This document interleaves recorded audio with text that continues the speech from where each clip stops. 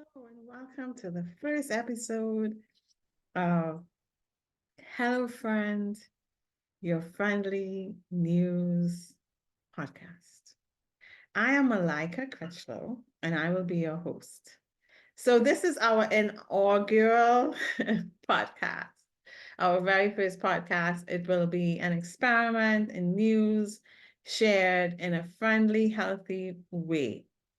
So it's an experiment, and where it goes from here, I have no idea. But I thought I would try. Why not? I had the idea of doing a news podcast that was like talking to your friend, in a supportive, encouraging way, and in a way that's kind of reflective in our own lives, right? So looking at what's going on in the world, but seeing what's that is reflecting to us about our global community and how, on an individual level, we may be contributing to that, right? So it's an idea of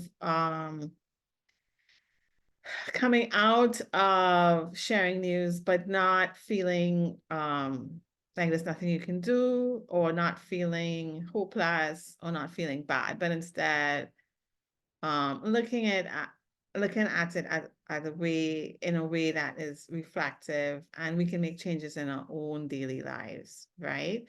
Also ensuring that we don't only share bad news, but also good news. To me, I wanted to try a proportion of 66% of the stories um, I share or discuss on here being good news, and a 33% of it being not so good news. I don't like the idea of good and bad, but emotionally healthy. Maybe that's the best word. I don't know. But yeah. So I was thinking, why not try it and see? I have no idea how this is going to go. To be honest with you, I didn't know if I should do it. And that's kind of why I'm doing it. Usually when you're a little nervous about doing something, or there's some um fear. I don't really feel fearful, but concerns about success and failure, right? Usually when you're unsure a little bit and you're starting out, you have a little idea. It's good to try, that you learn something along the way about yourself, what you like, what you don't like, who you are, who you're not. And so I thought I would try it and see what I can learn about myself and my own progress in doing things that are not comfortable, and learning along the way, right? Because it will be a learning experience. So that's the idea. 66% of whatever I share being good news that make you feel good. And then like maybe 33% of it being stuff that we do have to look at. We do live here on Earth. We need to know what's going on, but not in a way to constantly feed our psyches with all this negativity, in a way that we're able to transmute it into something positive or good in our own lives. So that is the idea of it. I am not a journalist, nor do I pretend to be. I'm just discussing stories that journalists have done the hard work in sharing with the world. And, I just want to thank journalists out there that go out there and get all the news and share it with us. So I'll probably be getting news from other news stations and just looking to see what stories I think are worth discussing, right? Probably will be once a week. And then depending on if it is successful, if there's interest or engagement, um, maybe twice, 3 times a week, who knows, maybe daily. I have no idea. Okay. I will also not be dressed like this for every podcast. I'm only dressed like this because I had an interview this morning, and I had an interview this morning and I had it on. I was like, well, this looks decent enough to do the podcast. Let me just do it like this. But no, most times I'm in a t-shirt or just regular clothes and comfortable. Comfortable is my go to. Okay, I like to be comfortable and comfy. Um, Trying to get out of that though. That's why I'm doing this little podcast and experimenting with it. So, anyways, so what I'll do is, because this is the first episode and it's an experimental one, and I just really just jumped without much preparation. Um, I need to see if I can look up news. Hello. Okay, so let's see. Bear with me one moment while I look up. Maybe let's go to MSNBC or CNN and see what are the news for the day or for the week. Oh, Associated Press, right? Isn't that the AP one is more dependable, less biased? Okay, let's see. Let's look at Associated Press news. Okay, so we have the AP top news.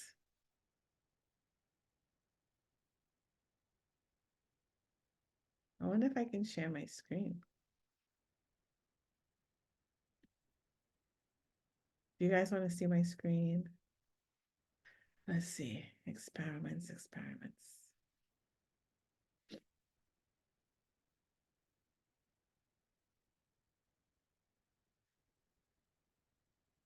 Oh, we were able to share. Okay, so we're in AP. Let's see what AP is saying.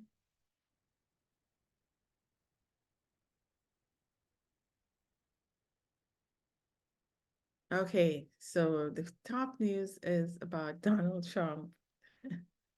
Manhattan court must find a dozen jurors to hear first ever criminal case against the former president. O.J. Simpson, U.S.-China competition.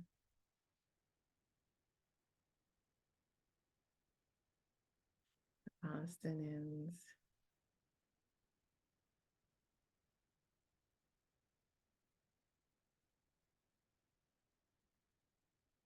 Okay, so we'll just take like three. Okay, so the first one, let's look at this.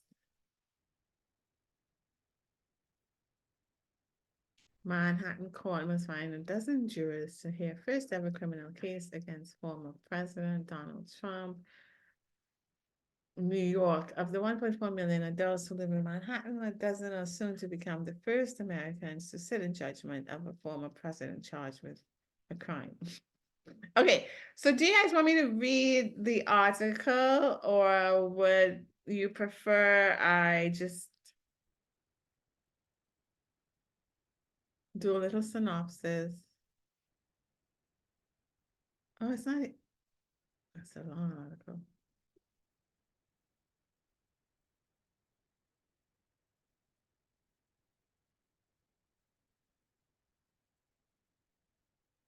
Okay, I guess we can read it, I think. Over the 1.4 million adults who live in Manhattan, a dozen are soon to become the first Americans to sit in judgment of the former president charged with a crime. Jury selection is set to start Monday in former President Donald Trump's hush money case, the first trial among four criminal prosecutions of the presumptive Republican presidential nominee. The proceedings present a historic challenge for the court, the lawyers, and the everyday citizens who find themselves in the jury pool. There's no question that picking a jury in a case involving someone as familiar to everyone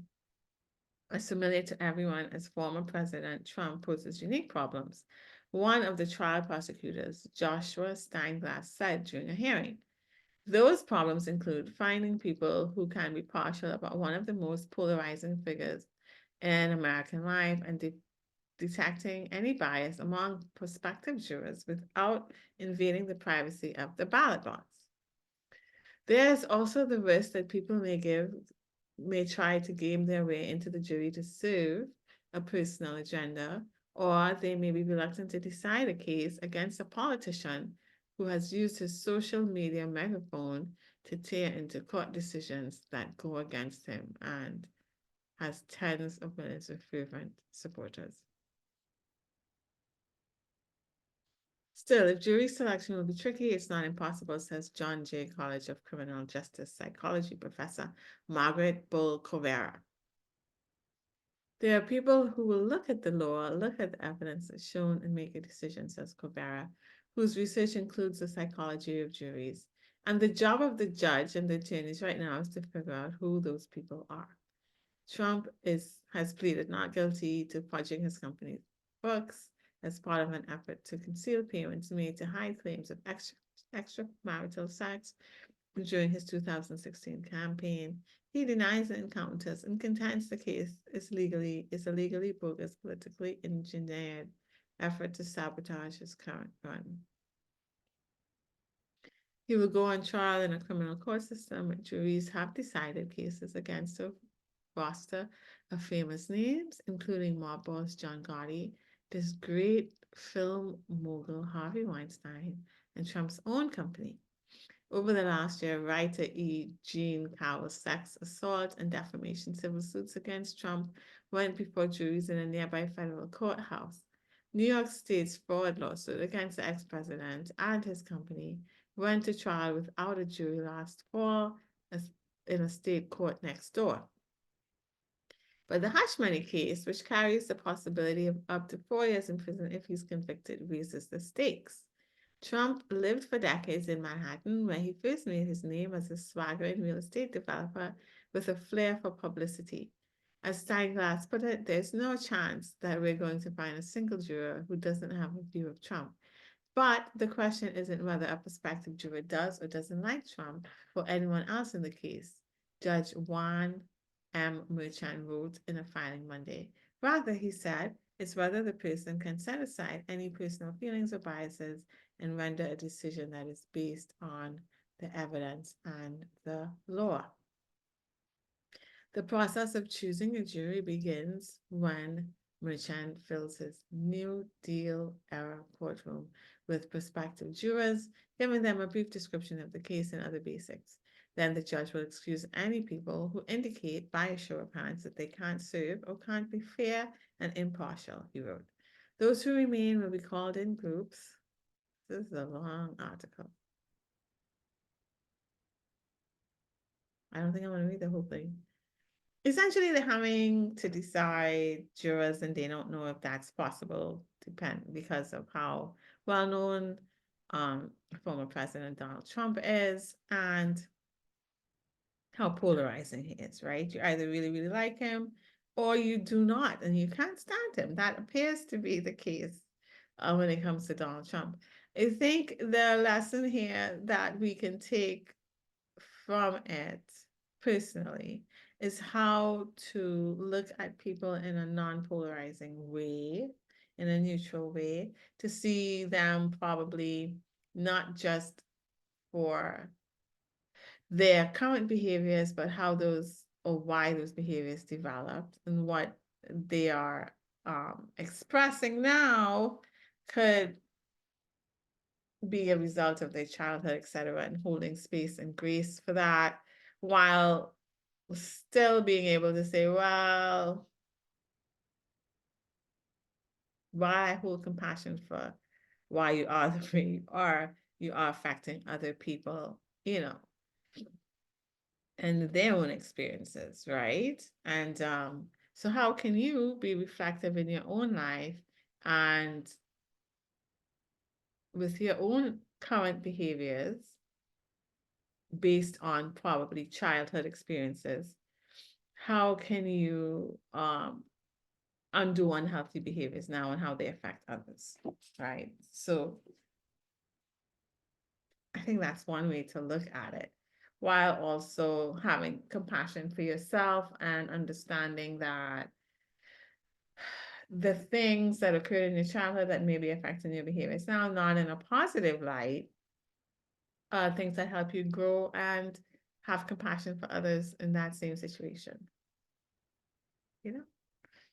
Maybe that's what we can learn from that personally.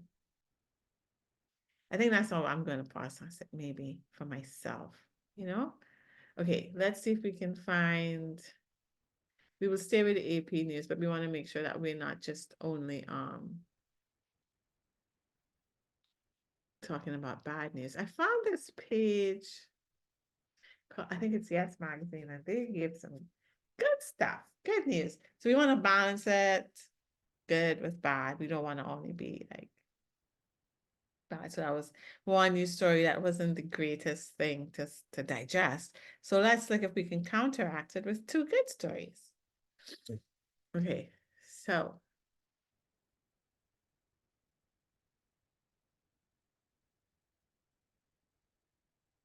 let me see Beyonce.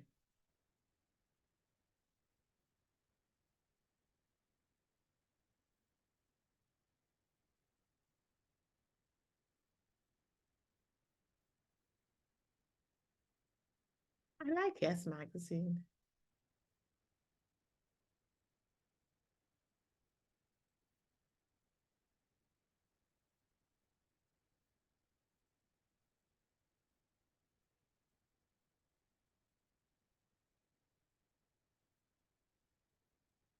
What else?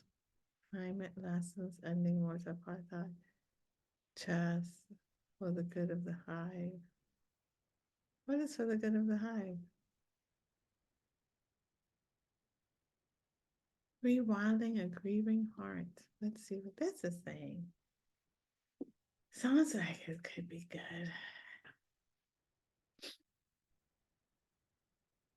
A father coped with the loss of his daughter by giving back to nature as she had wanted. Oh, how beautiful is that?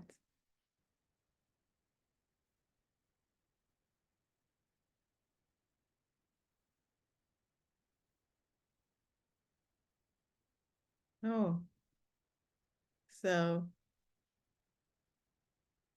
it is.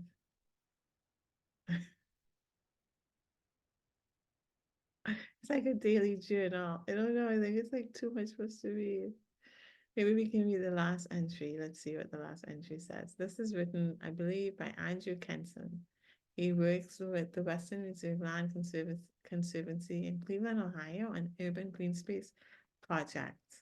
He's previously written for local newspapers in Georgia and Alaska. So shout out to Andrew Kenneson from Yes Magazine for sharing this beautiful story. Okay, let's see the last entry.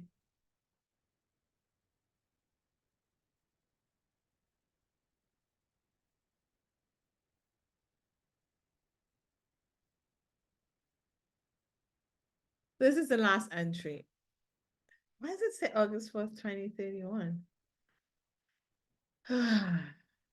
February 19th. I think that's where he's hoping this story goes, but we're not there. So let's do the last physical entry. Well, it's settled in. The land is now a nature preserve and is being absorbed by Stanton State Forest. The people at the land trust straightened it all out rather quickly. They paid me $1 for the land, then they transferred it to the state's control. And but not before they helped me secure the right to live and traverse the land for me and my ancestors for all time. Yes. The last part was their lawyer's words, not mine, but I like it for all time. I'm building a cabin out there. It might be ready in a year. Maybe one day I'll move out there. And I'm finally going to get around to the other pond once the freeze breaks. Then trees. It's time to plant trees. We'll have our forest jet firefly. Oaks, hickories, maples, dogwoods. I can see just the saplings shivering in the spring air. It's beautiful. And the fence, I'm helping Brett build a fence around the land. It was part of the condition of the agreement for them to drop the lawsuit. It'll be tall enough to keep out most of the deer. I don't blame him. The fact is, there's no way for the wild to coexist next to his rows and rows of soybean. We wave to each other again. And the people at the state agreed to one more condition. They're going to call this little patch the Sadie Elroy Preserve. So Sadie Elroy is his daughter's name. He projects that in August of 2031, this is what he expects to experience on the land. I watch the sun go down from my little porch in my little forest. The birds are singing, sparrows, mockingbirds, and owl a little later. The trees aren't high or thick enough to block the view and cast much shadow yet. But one day they'll tower over this place and it'll be in the shade all day long. The water striders on the pond and birds dipping through to catch them. I saw two raccoons drinking from the other pond yesterday, a few turtles too, years and years after I'd introduced them. Day before that, it was a flash of fox fur in some of the low bushes. The soil, when I kneel down and cup it in my hands, is soft and loamy. Some nights there are even fireflies. I walk the trails most mornings as the sun comes up and see what I can see. Every day it's something. I walk a lot slower these days, but that's okay.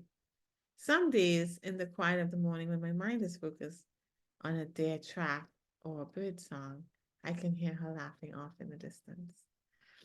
So that's beautiful. I want the backstory though.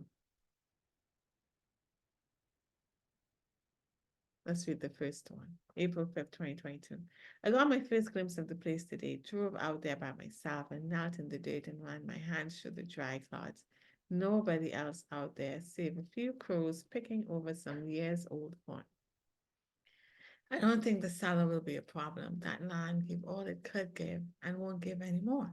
The ground is all hard and rocky, rotted out from old furrows and bits of crap grass here and there. I've seen parking lots with more life. So this is him, I guess, looking at the land to buy. It's the only place in that area that butts up to Stanton Forest. The guy across the road seems to be going strong, but not too many other nearby farms. It's perfect. I found this old notebook in a desk drawer at home and started writing about all this. We'll see what happened. So apparently this is the first he looked at the land to buy the land. It's part of Stanton Forest. It's not part, it butts up to Stanton Forest.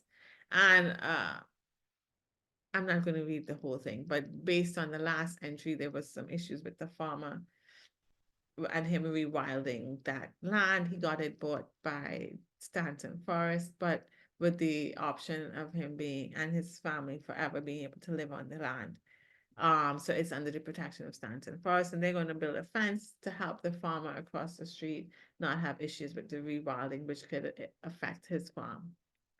Um, so it's a beautiful story of dedicating something to your daughter and coming across obstacles, but finding solutions to those obstacles and still being able to honor what you wanted to do, what you set out to do.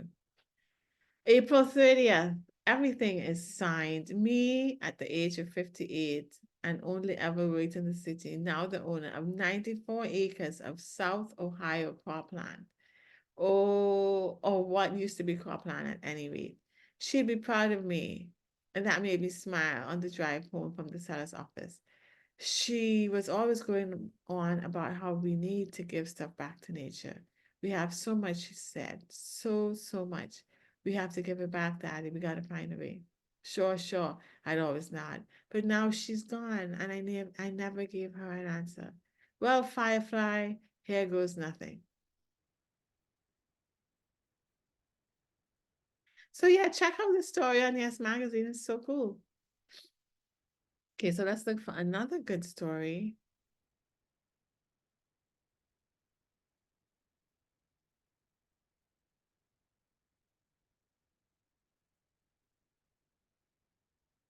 All these articles are so long. I don't know if I should be reading it. Long here.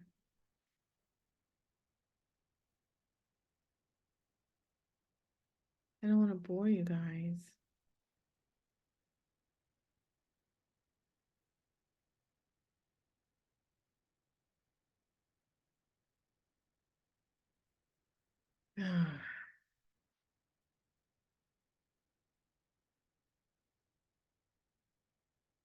So this is for the good of the hive, and it's a story about a bee caretaker learns just how much humans can gain from tuning into nature's cues. I think this is important. Might be too long to read. It's an 18-minute read. Oh Lordy, Miss Claudie, what shall we do? Hmm. to honor the story without cutting it down, but also, um, to get the wisdom we can get from it.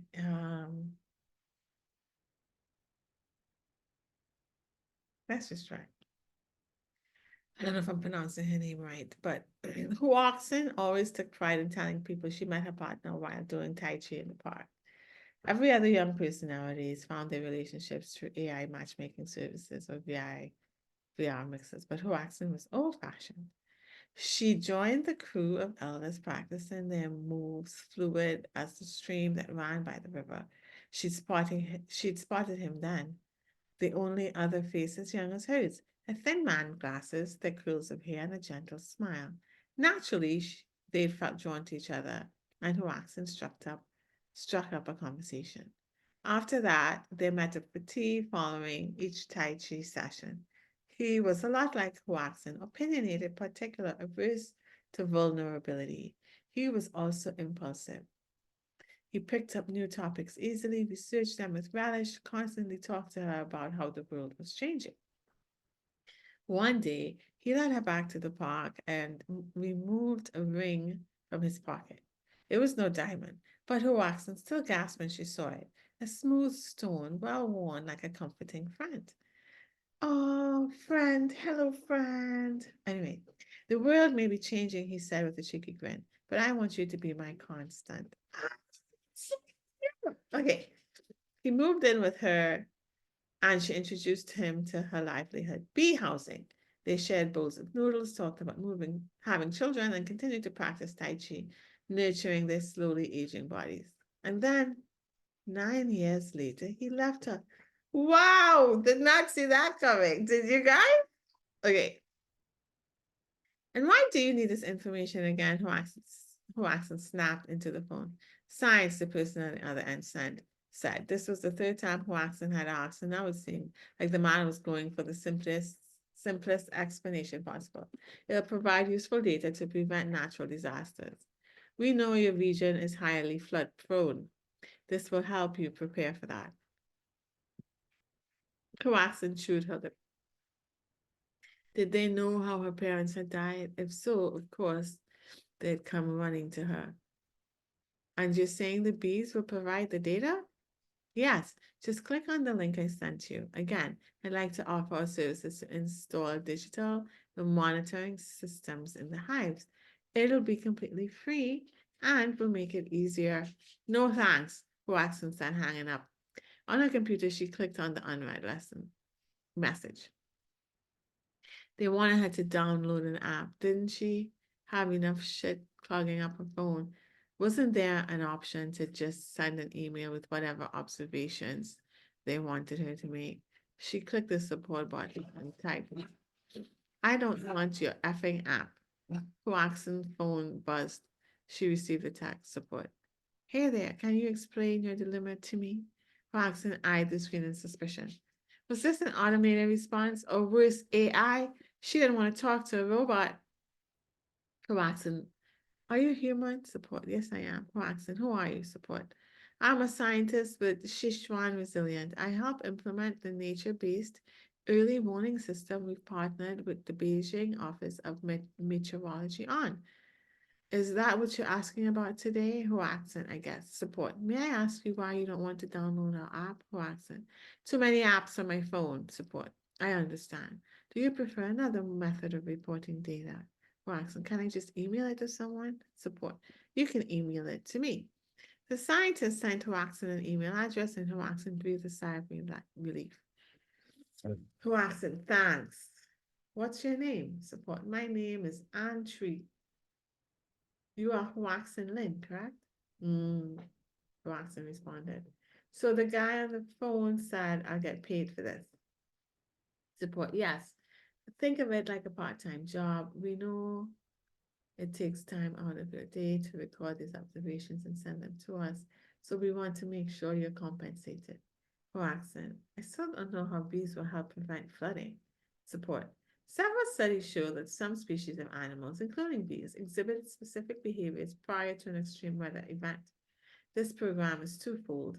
By telling us how the bees are behaving, we can predict if something like a flood is going to happen, and we can distribute emergency messaging to your region.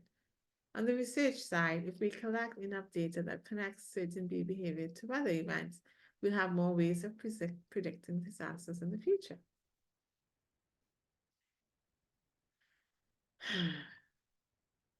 This is a long conversation. In the future, I will research my articles beforehand to summarize, get an overview for, and get what learnings I got from it, how I used it in my individual life, how it helped me with my emotional health, and be open, be open to you guys' feedback on how you used it to help improve your life.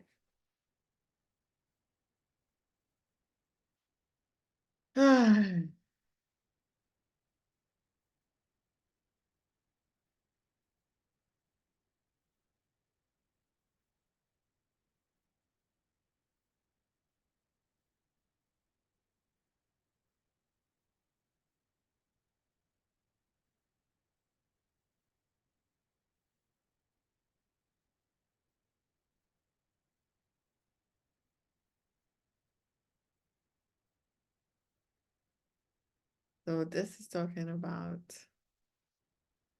the type of beekeeping she does, which is good because I didn't know there were different types of beekeeping. So over the years, Watson had departed from her family's traditional beekeeping and veered into bee housing, an emerging practice that was more about providing for bees' needs and managing bees. She still had one Chinese honey beehive, but she also dotted her garden with bee motels, plant matter, and soil mounds to serve as wild bee habitats. Similarly, she filled her garden with a diverse mix of native plants, sweetly fragrant lychee and peach trees, traditional Chinese medicine staples like black cardamom and butterfly bush, native pea shrub like milk vetch, and vegetables like sponge gourd and radish. Other than harvesting honey, Waxen didn't keep any of the bees, certainly not the wild ones. She provided them shelter and food, and they pollinated her plants. The bees were gentle with her. She liked their relationship. It was easy to understand. Give respect and receive respect in return. It wasn't the same with humans.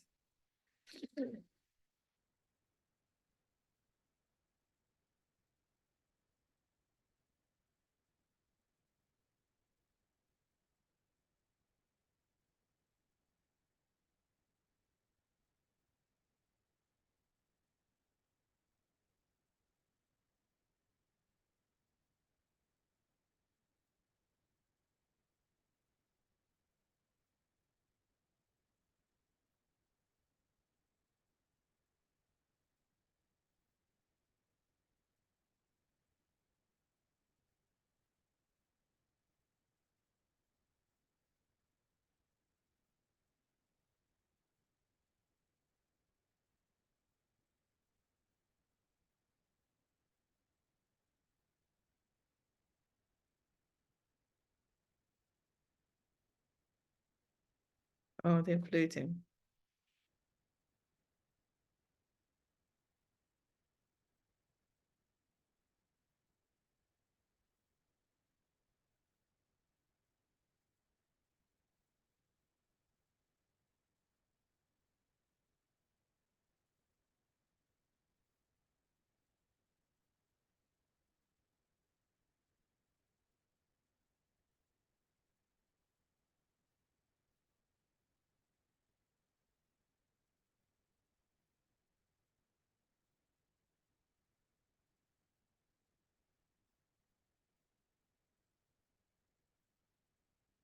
It's a beautiful story. It's just very long.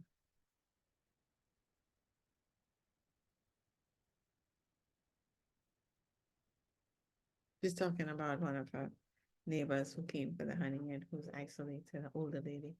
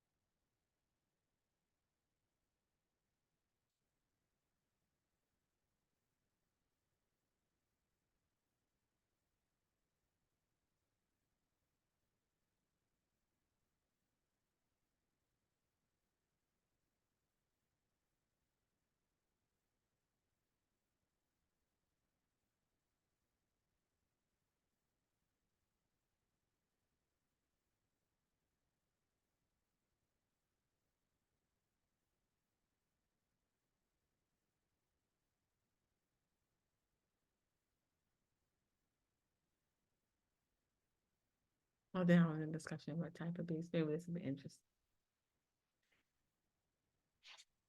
I so the support is saying I read your hive setup and it's interesting. One honeybee hive and 3 to 4 wild bee hives. Having too many honeybees can actually hurt wild bees, Hoaxin said. They outcompete them for the same resources. Support. That's mostly the case with European bees, isn't it? Asian honeybees are threatened even here in China, Hoaxin. Yeah, the invasion of European bees is the reason for that, laughing LMAO, Hoaxin. But wild bees have it worse. People don't care about them because they don't make a marketable product like honey, for accent. Wild bees are better at pollinating native plants, but that's a service that goes unnoticed for accent. Okay, you're right. I'm biased towards wild bees. What can I say? Support. You like supporting the underdog. That's a good thing.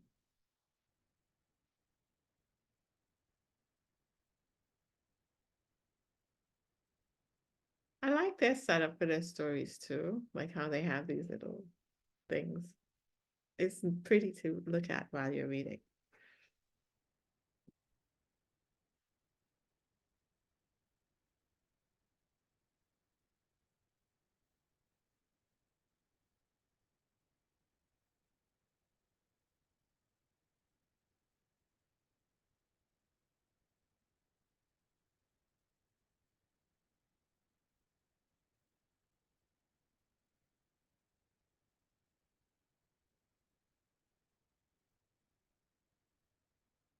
Okay.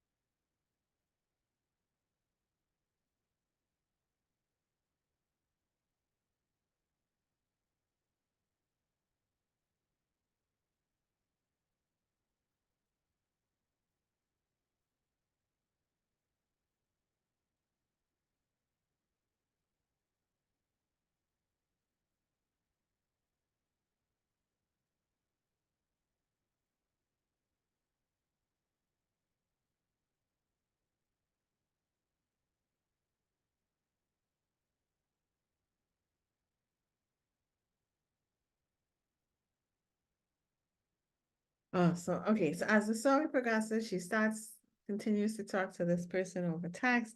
She shares that the fiance left her, and the support is very supportive and telling her she that they're sorry that was shitty of him and stuff. She wants to connect more with this person. She wants to see them and video chat with them, and she's not able to. They don't want to like video chat with her, so she doesn't know if it's real.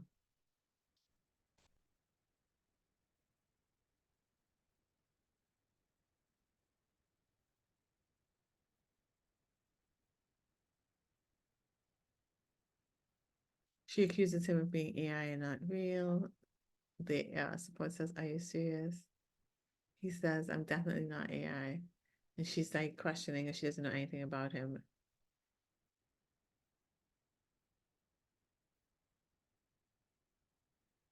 She wants him to send and prove that she's real. He says that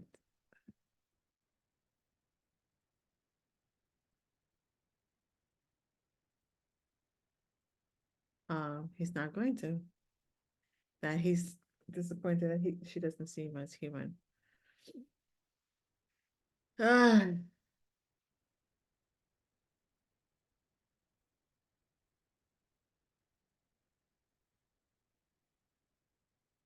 she stopped sending them updates on the bees. She noticed that the bees started to slow down. Miss Chan's, the older lady, visits got less frequent. More people staying at the center. They had a heat wave. And then one morning she trudged into her garden and there was eerie silence that almost knocked her over. She ran to the beehives and checked each one. She noticed that the bees weren't moving, so she texted support and asked for help.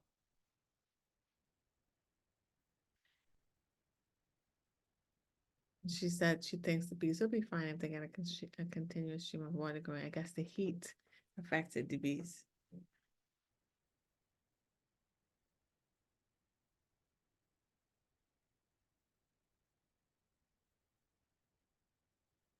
She said they've collected a ton of water for their hives. They stopped fanning their entrances and now they're clumping outside. They know a huge temperature spike is coming.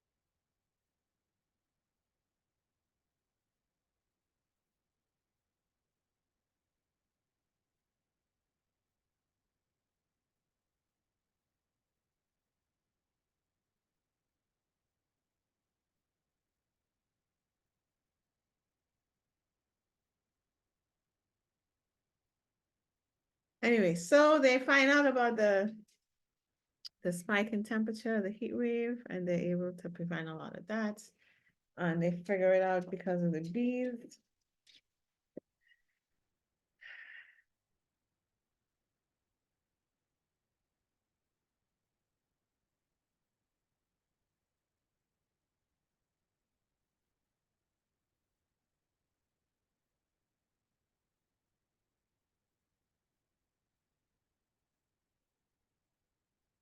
Oh, so okay. It ends, I think she meets him. It ends when she remembered to take, she went to the Tai Chi, she went to the park for Tai Chi, and when she is there, it wasn't long before she heard a set of footsteps approach, and then the voice said, "You dance just like the bees." Oh, Watson looked up at the unfamiliar face before her and smiled. Isn't that lovely? It was a beautiful, like, fictional story, but about climate and love. This is written by Jamie Liu. She or they is a writer, climate resilience planner, and climate activism volunteer. She was born and raised in the San Gabriel Valley, California, and currently lives in New York City. This is their first published story. Woohoo! Okay, so this was the first experiment in the news. So we looked at the one news story for the day regarding the jury selection for Donald Trump, and then we countered it with two good news stories. We were on nature stories of Earth, right? The rewilding of 94 acres in Ohio, and a love story, a climate love story where the bees help humans prepare for climate issues. And there's a love story too. So I really enjoyed that. I think so. I think that'll be the format. I'll probably sandwich it next time. First of all, I will do my research first and summarize. I think I'll still share the screen so we can look at it. But if I do the research before, it'll be less choppy. We can get more stories done and condense it. So today we only did three. But I also think like maybe I should sandwich it. So I should do a good story, the bad story, and then a good story. So it's in between. Yeah. What do you think? And hopefully, and so we did three, maybe next time, if we do six, we do two not so nice stories and four good stories. Two good stories and two not so nice, and then two good stories. Yeah.